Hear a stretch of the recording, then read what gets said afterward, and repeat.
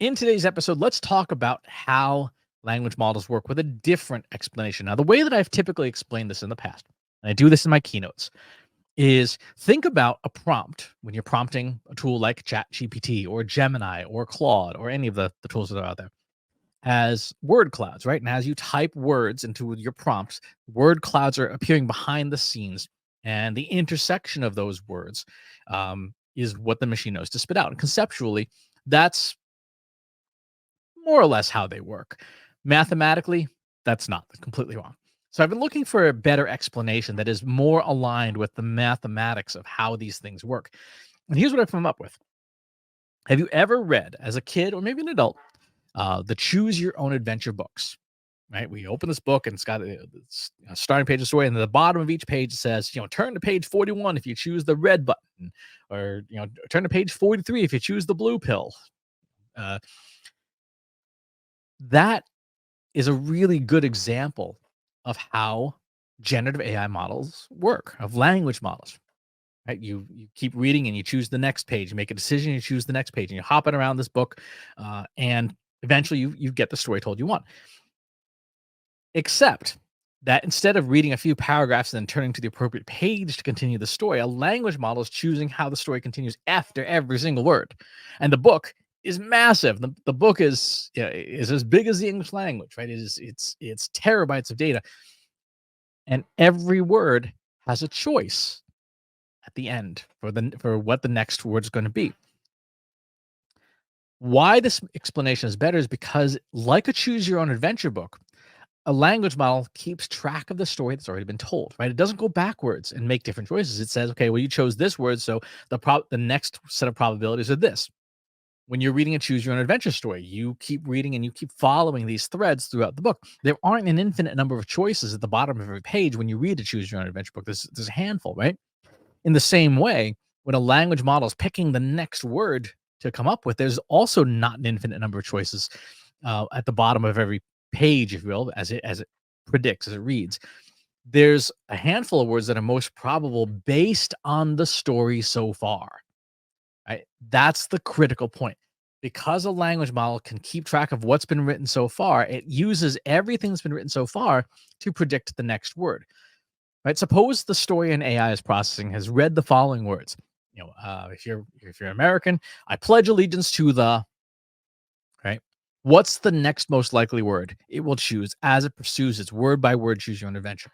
Probably the word flag, right? Because in American English, it's very common to hear people say, "I pledge allegiance to the flag." If you're English, you'll say, "God save the," right, whatever the next word is. It could be king or queen, depending on how old you are and what's going on. But it's probably not rutabaga. In either example, right? The next word is probably not rutabaga. Statistically, it's unlikely to be that. And so a language model makes its choice based on probabilities, based on the number of previous things it's read in its training data, where flag is probably going to be the next word. That's a really important thing to understand, because when we prompt these tools, we are giving them some words to start with. We're giving them the first page of the story. And then they have to, from the words that we provided, read that, guess the next word. And if it does a bunch of guesses and we like what it says, we like, it wrote us a blog post or whatever, then it will continue to predict based on those choices. And it never goes back and changes things in the past, but it uses all the past to help decide what the next word is going to be, what page it's going to turn to next. This is why models go off the rails sometimes. Right? When you're using a tool like ChatGPT and it just starts spitting out nonsense, or it writes really badly all of a sudden, they go awry when they have not read enough story to choose the next word sensibly. Imagine you were reading a choose your own adventure book, right? And the first page of the book has one word on it. It says today. You're like, and then there's a bunch of choices for the turn to page 82 if you want this. And you're like, it just says today on the page. How am I supposed to know what to choose for the next page? You would have a nearly limitless choices, even if you knew that you wanted a romance story or thriller story. It's still just too vague. That's what happens when a model runs off the rails. It gets some word either that doesn't have enough words to make a decision, or it's got conflicting words and it's like, I don't know what to choose next. So I'm just going to pick a random word, or a word that matches what I know statistically, even if it doesn't make coherent sense. This is why prompt engineering with detailed prompts is so important, because what you want to do is you want to give the model enough of the story so far so that the next part of the story, as it chooses the next page, will be much more sensible, right? If you give it a prompt like write a blog post about B2B marketing, and then you're really unhappy with the generic swill that it comes up with, it's because you didn't give it enough story. So it's like, okay, I'll just pick something that seems sensible.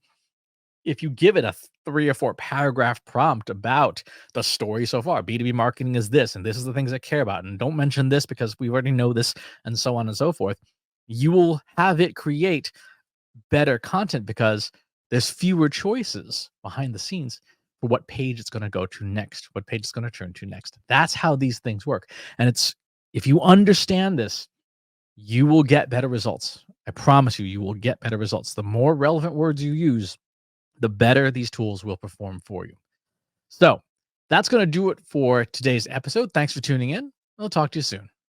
If you enjoyed this video, please hit the like button. Subscribe to my channel if you haven't already. And if you want to know when new videos are available, hit the bell button to be notified as soon as new content is live.